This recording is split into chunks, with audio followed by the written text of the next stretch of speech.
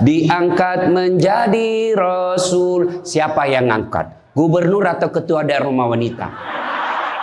Oleh Allah yang kuasa. Allah itu siapa, Mak? Pencipta alam semesta. Itu lagu ibu-ibu dulu mengajarkan sejarah Nabi.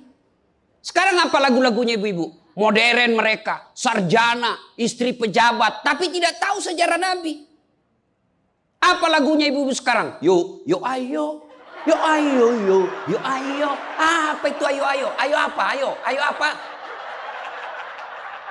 Putar ke kiri nona, putarlah ke kanan, beleng-beleng. Apa itu? Apa gunanya itu lagu-lagumu itu? Putar ke kiri, putar ke kanan. Apa? Katanya majelis taklim, tapi lagunya tidak mendidik. Sudah 3 tahun majelis taklim, seragamnya 4. Olahraga depannya lakinya orang. Dia di depan sebajunya sempit. Bapak-bapak di belakang, di depan ibu-ibu 1. Bapak-bapak di belakang 2. Ini kelakuan majelis taklim ini begini. Ketawa ibu-ibu karena ibu begitu toh. Kalau 17-an apa lagu-lagu seperti itu? Mesti dari kecil sejarah Nabi kita ceritakan. Itu dulu ibu saya kepada saya. Sekarang kepada anak saya bikinkan lagu supaya dia tahu anak Nabi. Anak saya namanya Cek, saya ajari. Cek, nah nyanyi nak.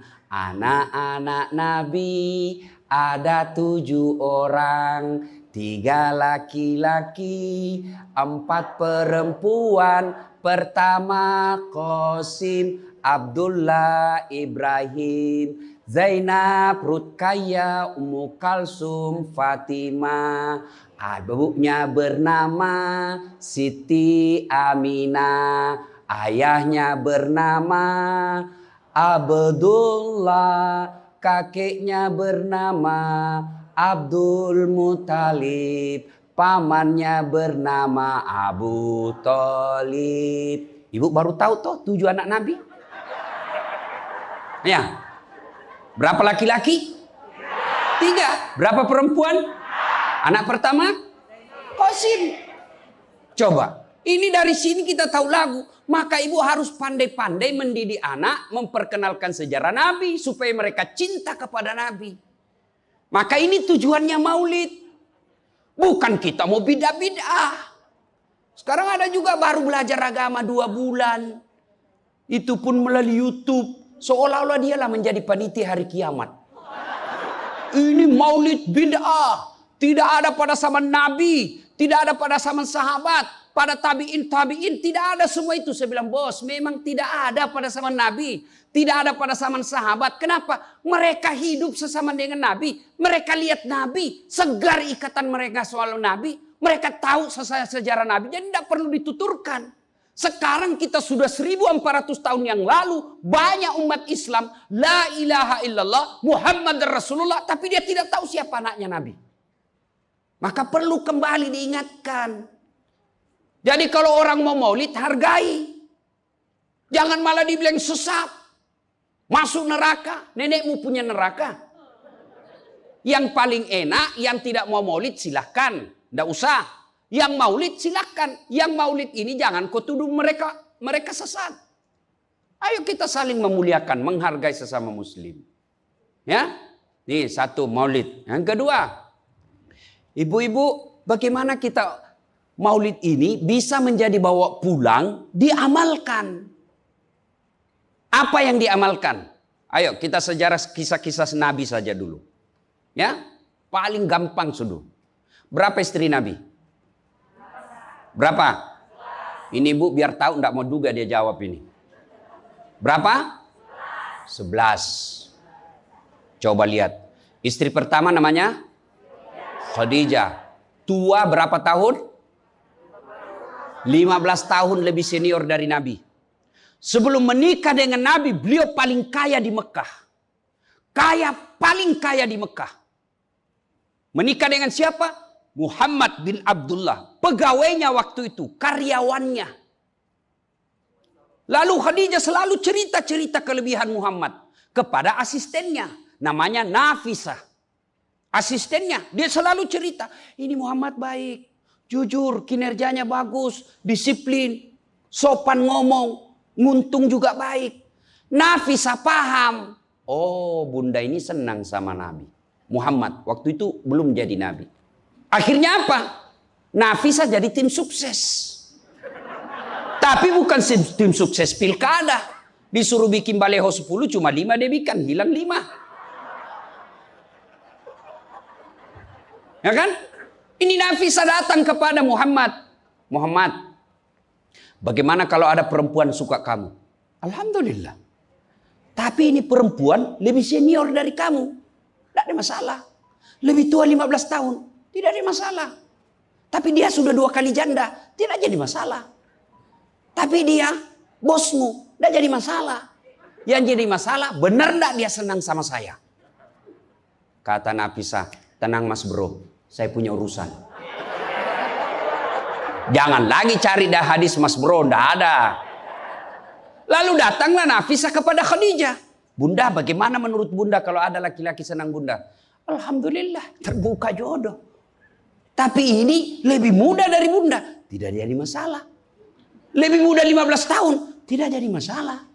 Tapi dia anak buahnya. Tidak jadi masalah. Yang jadi masalah, benar tidak dia senang sama saya? Kata Nafisa, tenang bunda, saya punya urusan. Ini namanya tim sukses yang tidak mempermalukan kedua belah pihak. Coba kalau Nafisa mau memanfaatkan situasi.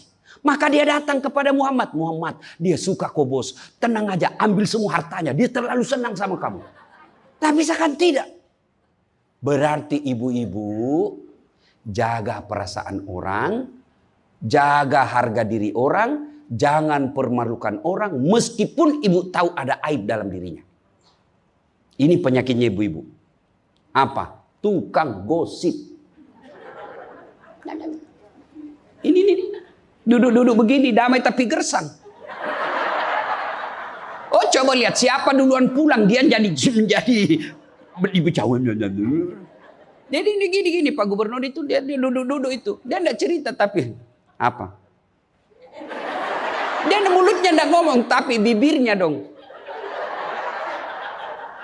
Memang fitrahnya. Apa begitu orang sini? Bukan cuma di sini. Orang Amerika juga tukang gosip perempuannya. Fitrahnya. Maka Nabi katakan kalau perempuan mau selamat, jaga mulutnya, aman dia masuk surga. Cuma kan gampang sekali kita gosip.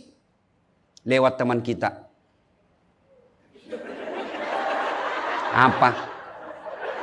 Nggak serasi kudungnya sama roknya. Dia bilang iya.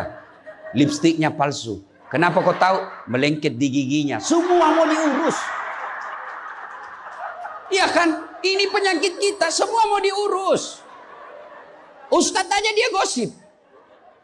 Itu juga bajunya waktu di YouTube. Saya dengar tadi dilewat tadi. Saya dengar. Itu juga bajunya waktu di YouTube. Astagfirullah. Inilah penyakit ibu-ibu. Ibu. Mau gampang masuk surga? Ketika Nabi Isra Mi'raj kan dibawa jalan-jalan masuk surga. Subhanallah. Alhamdulillah. Banyak perempuan dalam surga. Begitu Nabi dibawa lihat neraka. Nauzubillah min zalik. Ya Allah ampuni hambamu. Ya Allah ampuni umatku. Ya Allah. Kenapa? Perempuan ternyata lebih banyak dalam neraka. Ditanya kenapa bisa begitu? Ada 2 kelemahan perempuan. 1. Tidak mampu menjaga suaminya. Tidak mampu mengurus suaminya. Dan yang kedua tidak mampu menjaga lisannya. Jadi kalau ibu mampu menjaga lisan, aman. Itulah gunanya masker. Supaya ibu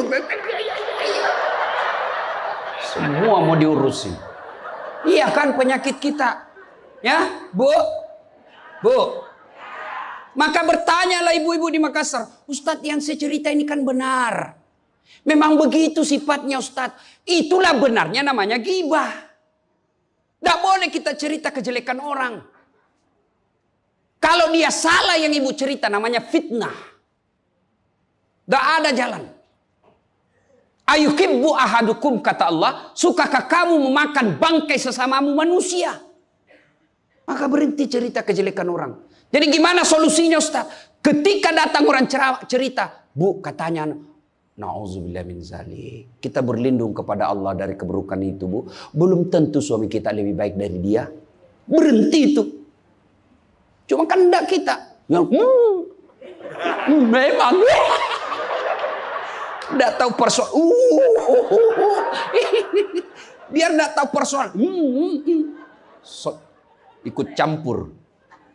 Ibu kalau suka ikut campur bikin urusannya ibu, nanti takdirnya seperti tauge. Tahu tauge? Tahu tauge? Coba lihat tauge, Bu. Kita bikin soto Banjar, ada. Pecel, sayur, lemper, ada. Ada tuh kalau di Makassar ada lemper. Ayo, maka karena dia selalu ikut campur, Allah takdirkan semua tauge bengkok. Dah ada yang lurus toh? Maka kalau ada ibu-ibu majelis begini kumpul, teriaki saja pagi-pagi toge nih ya. Ini penyakit perempuan. Maka ini gunanya kita peringati Maulid supaya ibu-ibu pulang berhenti cerita kejelekan orang. Tidak ada gunanya menghabiskan amal-amal kita. Nabi pernah kumpul para sahabat dan bertanya, "Atadruna manil muflis?" Saudara-saudara sekalian, kau tahu siapa yang bangkrut nanti di akhirat? Mereka tidak sholat ya Rasul, dia sholat. Yang tidak puasa ya Rasul, dia puasa. Yang tidak haji ya Rasul, dia haji. Yang tidak bayar zakat ya Rasul, dia zakat sedekah.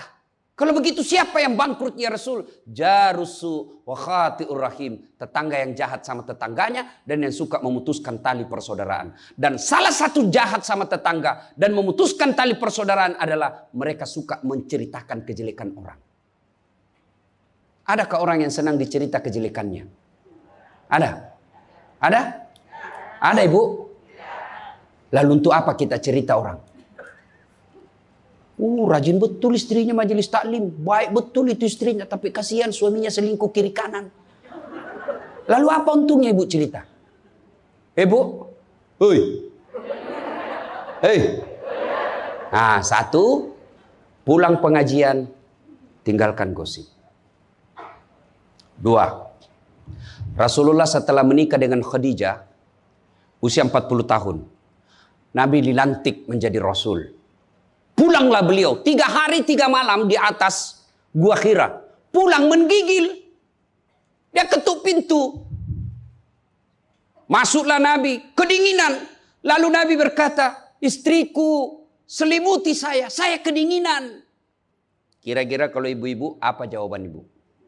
3 hari 3 malam suami tidak ada kabar. Di WhatsApp tidak dibaca. Di telepon di reject. Tiba-tiba datang kedinginan, Bu. Selimuti saya, Bu. Apa jawaban ibu?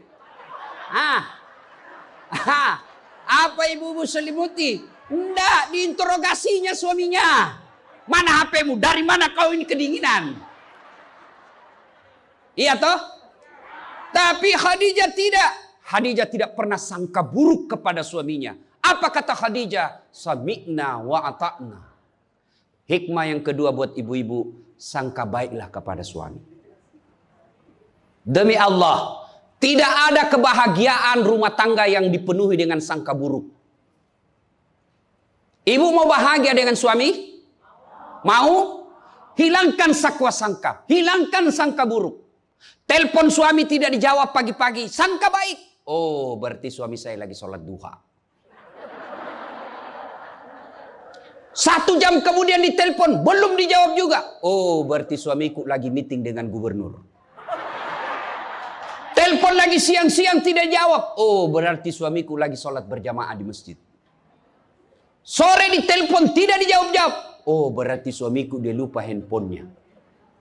Tiba-tiba sore masuk WhatsApp teman kita. Saya lihat suamimu bonceng cewek. Cantik betul. Oh, berarti suami saya lagi nge-grab. Tenang perasaan. Ibu-ibu, demi Allah. Tidak ada kebahagiaan orang yang selalu sangka buruk. Suami enak-enak kerja. Hanya tidak dijawab telepon. Ibu tidak bisa tenang di rumah. Sangka baik. Orang yang sangka baik, rumah tangganya pasti tidak bisa bahagia. Saya kasih contoh. Kasih contoh ibu. Suami istri 7 tahun tidak punya anak. Di tahun ke-8 dia pergi ke ahli kandungan, periksa istrinya. Wih, alhamdulillah, kata dokter, ibu sudah terlambat 2 bulan. Senang betul. Dia teleponlah suaminya, Pak, alhamdulillah hasil pemeriksaan saya sudah terlambat 2 bulan. Tapi Pak, jangan cerita-cerita dulu ya. Malu kita nanti kalau tidak jadi lagi. Oke Bu, ini rahasia berdua. Jangan cerita ke siapa-siapa. Setuju Bu ya? Setuju Pak. Oke. Beberapa hari kemudian datang petugas PLN. Assalamualaikum. Kata ibunya, Waalaikumsalam. Siapa ya? Saya Bu. Saya siapa? Petugas PLN. Oh kenapa Pak? Ibu terlambat 2 bulan. Hui. Kenapa dia bisa tahu saya terlambat 2 bulan? Wah, dia mulai curiga sama suaminya. Pasti kelakuannya lagi nih si gendut ini. Kan suaminya gendut. Pasti kelakuannya ini si gendut ini. Pulang suaminya capek. Di jalan macet, kehujanan, baru buka pintu. Memang kau pembohong gendut. Apalagi ini pembohong. Orang capek, pembohong gendut. Apa? Kenapa itu PLN tahu saya terlambat 2 bulan? Pasti kau yang cerita. Bukan saya. Kenapa? Wah, suaminya juga marah digendut-gendutin. Dia datang ke PLN. Ada apa kau tahu istriku terlambat 2 bulan? Dia bilang ini ada catatannya Pak. Kau hapus ini. Ya boleh Pak. Tapi Bapak bayar dulu. Kalau saya tidak mau bayar. Ya terpaksa punyanya Bapak diputus. Kalau punya aku diputus, apa dia pakai istri saya di rumah? Dia terpaksa pakai lilin.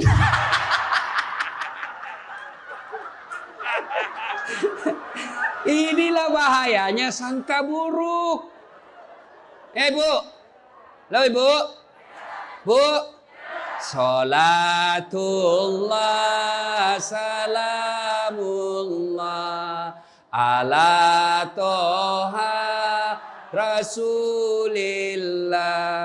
Salatullah salamullah ala yasin habibillah. Oleh-oleh kedua pulang maulid, hilangkan sangka buruk. Tidak ada kebahagiaan orang sangka buruk. Begitu juga kepada pimpinan kita. Kok saya dimutasi? Sangka baik. Saya tadinya kok kepala dinas menjadi staf ahli. Berarti Bapak dianggap ahli. Ini staf ahli kan enak. Ahli yang tidak ada stafnya. Sangka baik. Oh berarti Pak Gubernur merasa saya perlu istirahat, banyak berpikir. Sangka baik. Jangan pernah sangka buruk. Tidak ada kebahagiaan orang yang sangka buruk. Sangka baik. Saya dalam hidup saya, betapa banyak Allah kasih pelajaran. Saya baru tahu maksud Allah yang baik setelah beberapa saat berlalu. Begitu ada kejadian, sangka baik saja. Tunggu akan muncul. Oh ini maknanya ini. Tamat SMA kan saya daftar polisi Bu. Tentara. Akabri. Begitu tes fisik, tidak lulus. Kenapa? Ceper. Tidak cukup tinggiku Bu. Saya protes kepada Allah. Ya Allah, kenapa kau lahirkan saya dalam keadaan pendek? Kau tidak jadi rugi jadi Tuhan kalau saya jadi tentara. Teman saya lulus waktu itu Bu. Dia sekarang polisi 2 bunga, reserse, baret merah. Saya lulus pakai baret putih. Alhamdulillah jadi ustadz. Alhamdulillah karena baret putih saya pakai, mulai baret hiram sampai baret merah, saya ceramai semua. Yang terbaik. Gubernur sebelumnya, kepala dinas, tiba-tiba kita tidak ada jabatan, sangka baik. Itulah hidup. Jangan pernah sangka buruk. Begitu juga kepada suami, sangka baik. Tidak ada ketentraman bagi rumah tangga yang selalu disertai sangka buruk. Dan ibu enaknya jadi istri karena ibu tidak tanggung dosanya suami. Saya bilang sama istri saya, Mama nyecek. Kan ibu-ibu sekarang suka sekali periksa handphone. Untuk apa periksa handphonenya suami Bu? Coba jelaskan saya, untuk apa? Ayo yang suka periksa handphonenya suami ini. Untuk apa Ibu? Setelah tahu ibu mau apa? Ternyata besok-besok ada masalah yang tidak menyenangkan hatimu, apa yang kamu lakukan? Mau diceraikan, saya ceraikan kamu. Daripada kau menderita mendampingi saya, sudah, kita selesaikan baik-baik. Dan kau tidak mungkin Kuceraikan kau pagi, sore saya sudah dapat. Nah sekarang apa maumu? Sakit hati aja. Ayah. Dan hebatnya perempuan Islam, kalian tidak menanggung dosanya suami. Kalian tidak akan menanggung dosa suami. Ya, beda kalau laki-laki.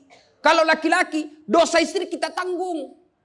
Kalau suami menanggung dosa istri. Istri tidak pakai jilbab, istri tidak sholat, istri tidak puasa, istri tukang gosip, istri suka keluyuran. Suaminya ditanggung dosanya nanti. Ku ampusakum wa ahlikum nara.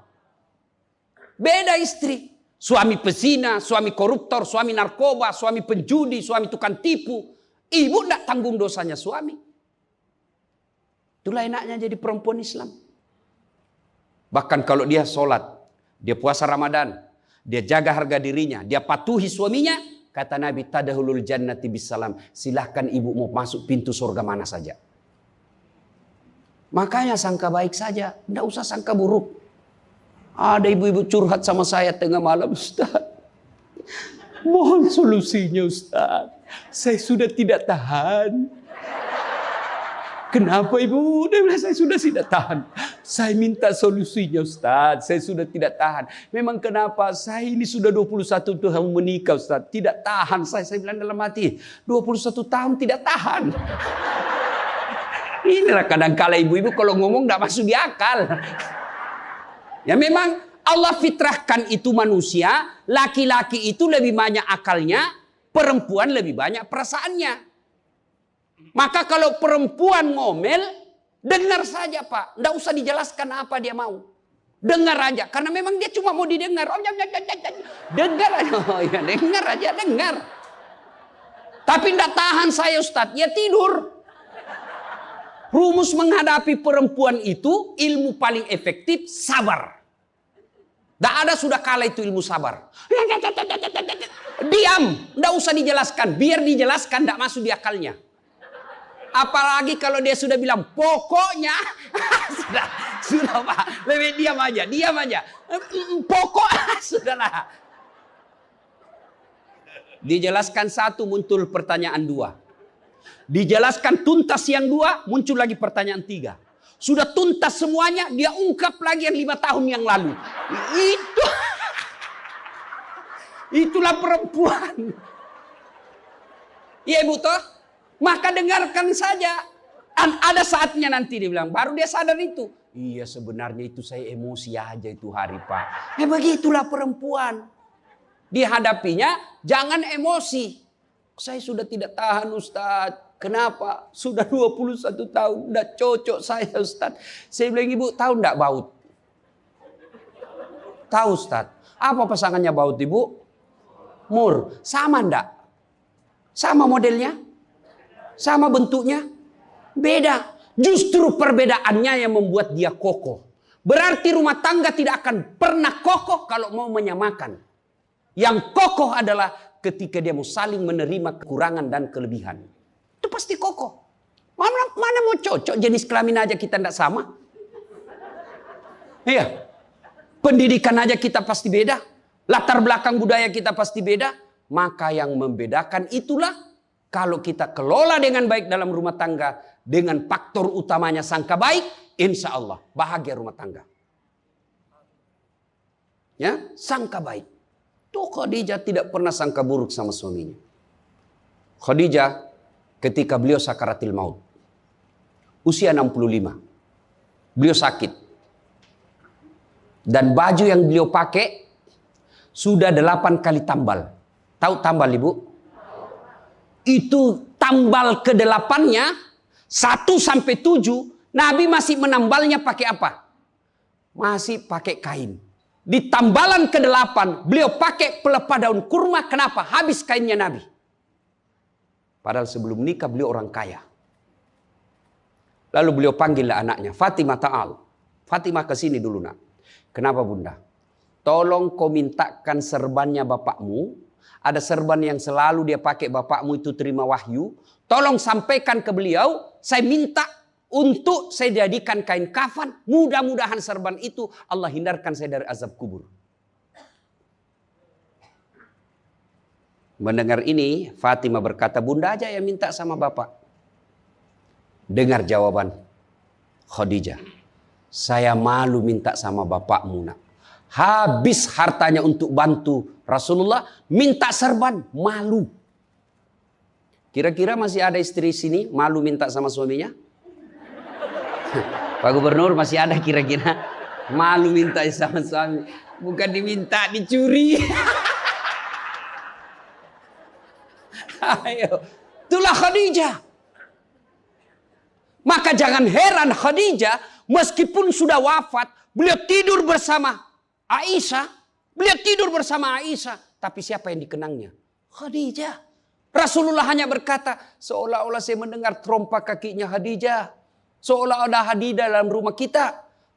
Aisyah cemburu. Ya Rasulullah, ada apa sih kelebihan Khadijah? Khadijah sudah wafat. Kau nikahi 2 kali janda. Lebih tua dari kamu. Kenapa Khadijah terus? Dengar jawaban Nabi. Kau tidak pernah mampu mengimbangkan, menyandingkan atau menyamakan dirimu dengan Khadijah. Ketika tidak ada orang percaya kepadaku, Khadijah orang pertama yang percaya ke Rasulanku. Ketika orang memboikot saya tidak boleh bertransaksi ekonomi kepada Muhammad, hartanya habis untuk membantu perjuangan dakwah. Maka jangan heran Rasulullah sangat mencintai Khadijah. Jadi kalau ibu mau dicintai suami lahir batin, jadilah seperti Khadijah. Bukan karena cantiknya, bukan karena kayanya, tapi kebersihan hatinya Khadijah. Kita itu laki-laki kan tergantung perempuannya. Kalau perempuannya baik, akhlaknya baik, tidak mungkin tergoda suami. Ibu mau? Suami tidak macam-macam mikirnya. 3 aja resepnya. Pegang ini, kau kuasai suamimu. 1, buat matanya senang. Artinya apa? Ibu penampilan cantiklah di depan suami. Kalau suami senang selalu pakai baju merah, pakai itu baju merah tiap hari. Kalau suami senang warna-warna emas, pakailah itu tiap hari. Ya. Tapi saya tidak senang warna begini, Ustaz. Bukan untuk ibu, tapi untuk menyenangkan suami. Dandannya seorang istri, menyenangkan hati suami. Itu ibadah buat seorang wanita. Yang kedua, buat perutnya senang. Bagaimana caranya? Bikinlah masakan kesenangan suami. Kalau tidak bisa tiap minggu, sekali sebulan. Ketika terima gajinya suami, terima honornya suami, ya WhatsApp suami, SMS suami, telepon suami. Bang, jangan makan di luar hari ini. Hari ini saya masak spesial buat abang. Masakan kesenangan saya sudah siapkan di rumah bang. Aman bang, jangan makan di luar. Ini hari spesial buat abang. Senang kita jadi suami. Itu saya kalau terima SMS WhatsApp begitu, mamanya C di rumah dia goreng baru dia kirim. Rasanya kita mau cepat pulang. Ibu pernah WhatsApp suaminya begitu? Paling di WhatsApp, bang jangan lupa singgah beli telur. Bang habis gas.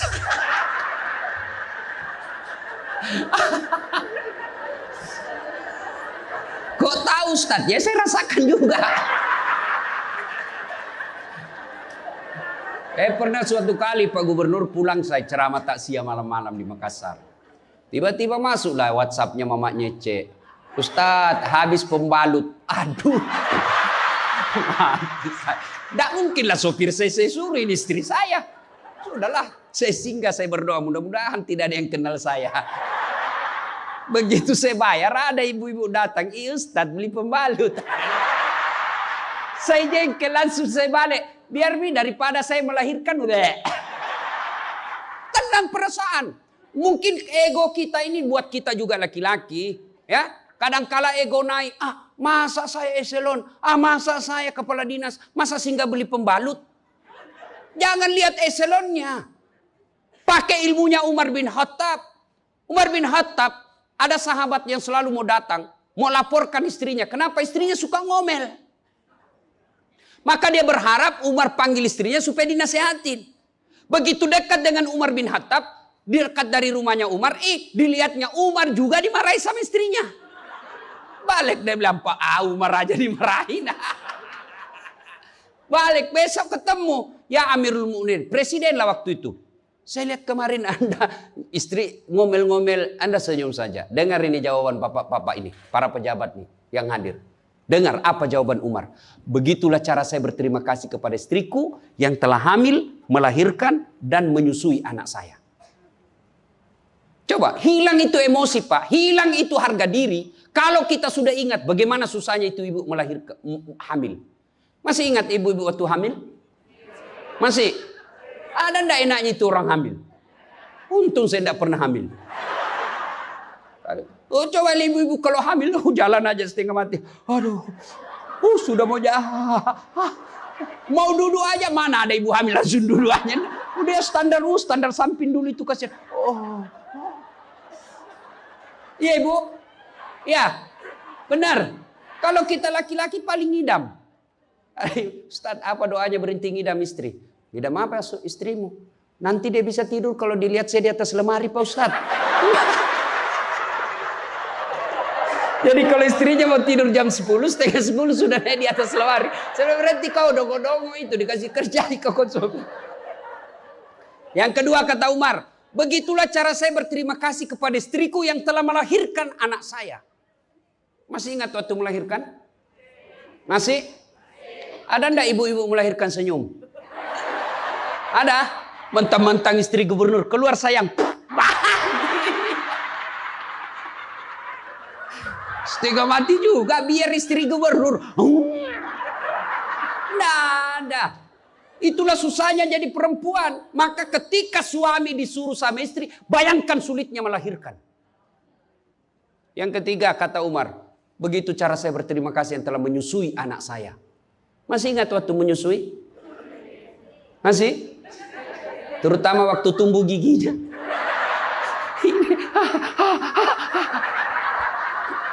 Masih ingat tak?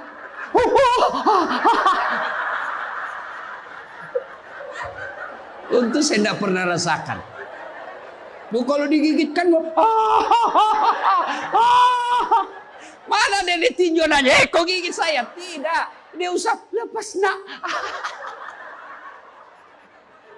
Iya ibu, iya. Siang anaknya, malam.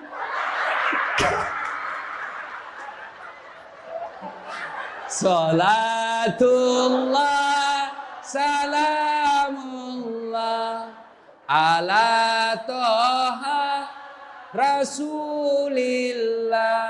Salatullah, salamullah, ala yasin. Berikutnya, kalau kita cinta kepada Rasul, jadilah istri seperti istri Rasulullah. Nah, tentu bertanya kita, itu bapak-bapak mau punya istri seperti istri Rasul? Pak Gubernur pasti mau. Kita punya mau istri seperti Khadijah. Tapi pertanyaannya, sudahkah kita seperti Rasulullah? Tenang ibu-ibu, saya bela ibu-ibu hari ini. Tenang. Nah, kita mau seperti Khadijah, tapi kelakuan kita seperti Abu Jahal. Pembohong kiri kanan. Suami istri minta duit tidak pernah ada. Benar tidak ada, habis biar baunya tidak ada lagi. Giliran selingkuhannya minta, gampang deh, tunggu aja 5 menit. Ya, Rasulullah coba begitu memuliakan istri, beliau tidak pernah kusam rambutnya di depan istrinya. Coba itu, buka itu Barasanji sejarahnya. Rasulullah beliau yang bersihkan tempat tidurnya. Beliau yang tambal bajunya ketika robek. Beliau sediakan sarapan. Itu Rasul, manusia pilihan. Namanya selalu digandengkan dengan namanya Allah. Tidak malu, bahkan rela ikhlas membantu pekerjaan rumah tangga istrinya. Untuk meringankan kerjaan istri. Kita baru Satpol PP. Satpol PP. Apa Satpol PP? Polisi setengah. Baru pegawai honor macam-macam ceritanya. Tidak ada kehinaan bagi laki-laki yang memuliakan istrinya. Tidak ada kehinaan suami yang membantu pekerjaan istrinya. Rasulullah mencontohkan itu. Beliau kalau keluar rumah sudah ada sisir. Masuk ke kamar rapi baru keluar. Kita sudah habis pisang gorengnya 4 masih berantakan rambut. Begitu istrinya katakan, bang, baik-baik itu rambutmu apa? Kenapa kau urus rambutku? Rambutmu kau urus. Itulah Rasulullah. Rasulullah subhanallah, dari 11 istri beliau tidak ada satupun yang dia panggil namanya. Beliau tidak pernah memanggil Khadijah. Beliau tidak pernah memanggil Aisyah. Aisyah beliau panggil apa? Ya Khumairah. Yang kemerah-merahan pipinya. Karena memang Siti Aisyah merah delima pipinya. Maka bapak-bapak Pak Kak di sini, Pak Karo, panggillah istri kita dengan panggilan kasih sayang. Wahai istriku yang termancung hidungnya di lorong 3. Dengan tidak mancung hidungnya Ustaz. Ya giginya lah kau lihat. Justru giginya mancung Ustaz. Jangan terlalu jujur. Mentang-mentang istri kita hitam panggil Tam. Hitam. Apa kata istri kita? Apa PC?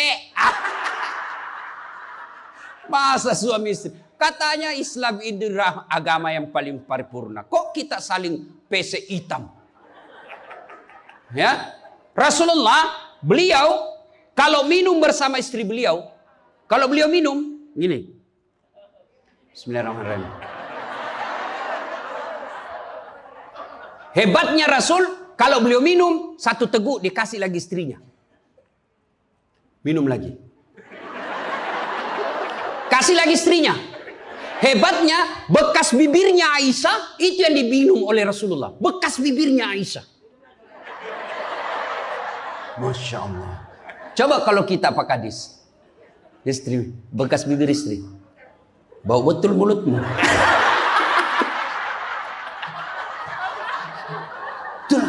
Maka kalau ibu bapak mencontoh Rasulullah, maka rumah tangga pasti bahagia. Dia bukan cuma surga akhirat menunggunya. Di dunia dia sudah dapatkan surga. Nggak usah ikut parenting. Quality time. Apa itu? Belajar saja sama diri Rasulullah. Kita ini sudah miskin di dunia. Rumah tangga kita kadang-kala ngontrak-ngontrak. Tidak tahu lagi kewajiban istri kepada suami. Suami tidak tahu kewajiban kepada istri. Maka di dunia dia susah sanggara. Di akhirat apalagi nanti. Maka kalau kita tidak bisa dapatkan kekayaan sorga di dunia. Dengan harta. Maka dapatkan kebahagiaan itu dengan memperbaiki hati dalam rumah tangga. Suami tahu kewajiban kepada istri. Istri pun melaksanakan tugasnya kepada suaminya. Itu Rasulullah. Rasulullah subhanallah. Manusia mulia tidak pernah menghina istrinya. Maka jadilah suami seperti Rasulullah Muhammad SAW. Ibu bapak saudara-saudara sekalian. Suatu kali Umar bin Khattab menangis. Tiba-tiba ketawa lagi. Menangis lagi. Datanglah sahabat bertanya. Wahai Umar, kok sudah gila apa? Umar waktu itu sudah jadi presiden. Beliau katakan, bagaimana saya tidak ketawa? Saya mengingat waktu sebelum datang Muhammad SAW. Saya pernah memakan Tuhanku. Dia bikin berhala dari roti, lalu dia makan itu Tuhannya. Dia bilang, bayangkan hebatku dulu sebelum ada Muhammad. Tuhan pun saya makan. Kan dia ketawa. Lalu kenapa engkau menangis ya Amirul Mukminin? Saya bayangkan sebelum Nabi Muhammad SAW datang di tengah-tengah kita. Saya pernah mengambil anakku yang masih orok, merah. Saya rebut dari istriku. Lalu saya bawa ke belakang rumah. Saya gali pasir. Saya tanam sendiri anak perempuanku itu. Lalu saya timbun, saya lompat-lompat di atasnya karena saya anggap ini perempuan anak pembawa sial. Begitu zaman jahiliyah. Alhamdulillah setelah ada Muhammad. Mampu melahirkan kita seperti sekarang ini. Bisa membedakan yang hak dan yang batil. Berarti Rasulullah dikenang kehebatannya. Karena berhasil memimpin, mengarahkan umatnya. Dari jahiliyah menjadi seperti yang kita nikmati sekarang ini. Berarti Pak Gubernur, kalau Bapak ingin dikenang sebagai pejabat, bukan hanya memperbaiki diri, tapi memperbaiki rakyat Sumatera Selatan. Dan Alhamdulillah saya senang sekali mendapat berita Bapak punya program yang sangat memuliakan kebaikan. Bukan Islam, kebaikan. Satu desa, satu lurah, satu rumah tahfiz.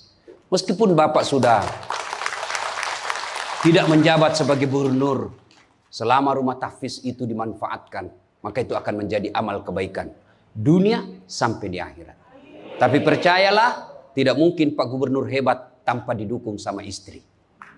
Tidak mungkin. Ini istri tidak kelihatan perannya, tapi menentukan SK. Benar. Biar Pak Gubernur senang sama Bapak, kalau istri Pak Gubernur tidak senang, berpengaruh itu tanda tangan.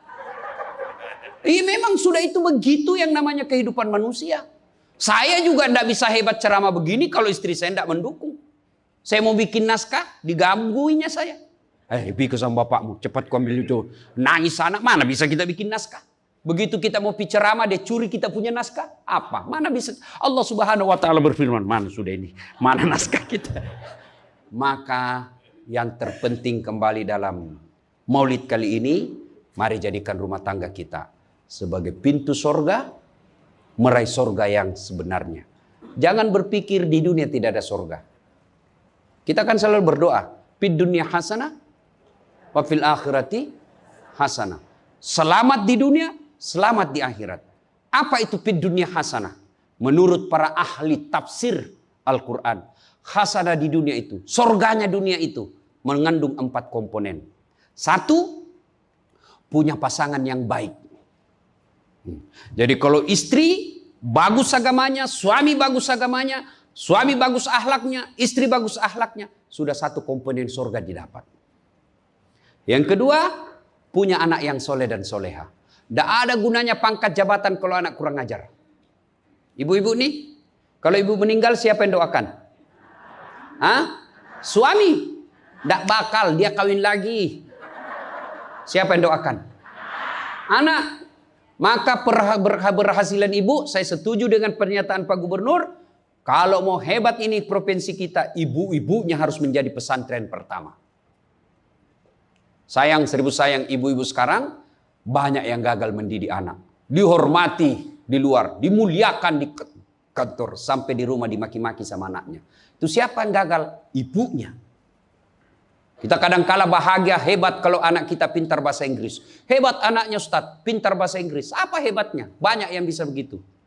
Masa banyak Ustadz? Ya sudahlah, ke Inggris lihat itu anak-anak di sana. Anak-anak di sana semua pakai bahasa Inggris, Bu. Memangnya kalau ibu nanti meninggal, anak berdoa pakai bahasa Inggris? Oh my God. Please help me my mother. Enggak. Pasti pakai bahasa Pado. Kepado, lindungi lo. Pasti. Ya, maka ibu-ibu didik anak. Yang ketiga komponen punya surga dunia, apa itu? Punya harta yang bermanfaat, bukan harta yang banyak. Mana harta yang bermanfaat? Harta yang banyak digunakan orang lain menjadi amal soleh-soleh, amal jariah. Bu-ibu nih, yang punya emas berlian, cincin. Ayo ibu, kalau ibu meninggal siapa yang punya itu? Hah? Siapa? Anak, istri kedua. Bukan anak, istri kedua yang pakai. Maka sedekahlah sebelum tiba saatnya. Dan yang keempat, surganya dunia, punya teman yang baik. Bukan teman kepentingan politik dan kekuasaan. Teman yang baik itu meskipun kita sudah pensiun masih baik sama kita. Meskipun kita sudah miskin masih baik sama kita. Itulah teman yang baik. Dan nerakanya dunia ketika kita punya jabatan. Banyak teman kita. Pas kita hilang jabatan semua menjauh dari kita. Itu nerakanya dunia. Nah ibu bapak saudara-saudara sekalian. Mari mewujudkan ini melalui maulid. Maulid ini tidak ada guna kalau kita pulang tidak diamalkan. Minimal amalkan dengan menjadi suami yang baik. Dan istri yang baik. Terakhir. Kalau kita mencintai Rasulullah, maka kita ikuti sunnah-sunnahnya. Apa sunnah? Yang gampang-gampang, tidak usah berat-berat. Mulai hari ini, oleh-oleh khusus ibu, kapan dan dimanapun selalu ada wudhu. Coba ibu amalkan. Bapak-bapak pegawai, bapak mau pergi kerja, wudhu dulu. Mau pergi jemput anak, wudhu dulu. Mau pergi pengantin, wudhu dulu. Mau pergi kemana saja ikuti Pak Gubernur yang katanya tidak ada liburnya. Ya. Sudah ikuti dengan ada wudhu. Orang yang selalu ada wudhunya, innallaha yuhibbut tawwabina wa yuhibbul Mutatakhirin, dicintai oleh Allah Subhanahu wa taala. Ibu bapak saudara-saudara sekalian, banyak yang ingin kita sampaikan tapi waktu jualah yang membatasi kita. Insya Allah lain waktu dan kesempatan kita akan lanjutkan.